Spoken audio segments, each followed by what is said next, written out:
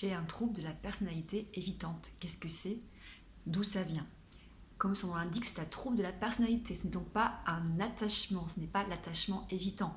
Même si bien souvent, on va retrouver un attachement insécure dans le trouble de la personnalité évitante. Quelles sont les origines?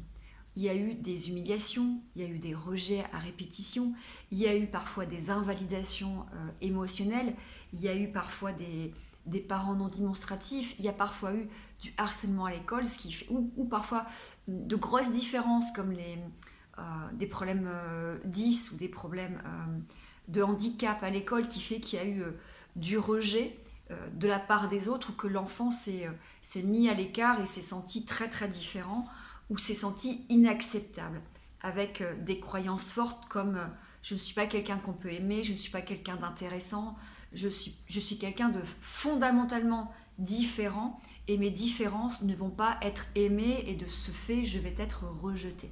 Voilà un petit peu les différentes origines. Il y a aussi des origines biologiques, héréditaires, avec souvent une hypersensibilité, une sensibilité, la dysrégulation émotionnelle parfois, ou sensibilité également à l'anxiété. On n'est pas ici sur des personnalités timides, on est bien sur un vrai trouble de la personnalité qui va engendrer des comportements d'évitement et des croyances très très fortes. Alors comment justement se manifeste ce trouble de la personnalité? Un peu comme de la phobie sociale. Si ce n'est qu'ici, on est plutôt sur quelque chose de structurel, puisqu'on parle de personnalité. La phobie sociale, c'est un trouble anxieux. Mais forcément, on va retrouver aussi beaucoup de comorbidités dans la personnalité évitante, la dépression, les troubles anxieux, les addictions, parce qu'effectivement, dans le trouble de la personnalité évitante, il y a beaucoup de fuites. C'est-à-dire, ce qui va caractériser le plus la personnalité évitante, ce sont les fuites. Les fuites de l'autre, je me mets à l'écart, je m'isole, je vais fuir tout ce qui se rapproche au social ou à la connexion à l'autre. Ce qui détermine vraiment le trouble de la personnalité évitante, c'est j'ai fondamentalement besoin d'être en lien avec l'autre, j'ai besoin de quelqu'un pour être épanoui, mais ça me fait peur et je fuis.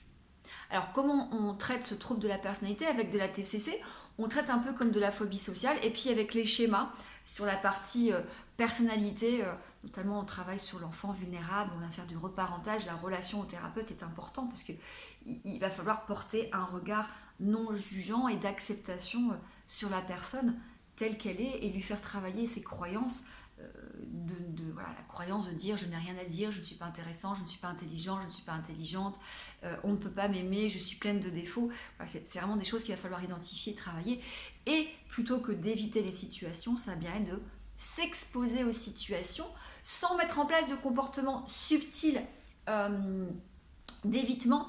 Par exemple, je veux partir en soirée et je vais me prendre soit de la bière avant, ou soit de l'alcool avant, soit des choses pour me désinhiber. Ce sont déjà des stratégies d'évitement pour ne pas ressentir les émotions, parce que je suis persuadée que quelque part, ça va bien se passer. Voilà, j'espère que cette vidéo vous aura été utile. À très bientôt. Ah, j'ai oublié de vous dire, pardon. Oui, effectivement, il y a aussi des comorbidités dans les troubles de la personnalité. Il n'est pas rare de retrouver, par exemple, un trouble borderline avec un trouble de la personnalité évitante. Alors, ce qui peut paraître paradoxal, parce que borderline, on retrouve souvent l'attachement insécure, anxieux, et puis forcément, dans l'anxieux, il y a plutôt une fusion, un attachement. L'évitant va amener à cette forme d'ambiguïté, de j'ai besoin d'être en fusion, mais à la fois, je peux avoir des comportements de rejet et d'évitement. Bonne journée, à très bientôt.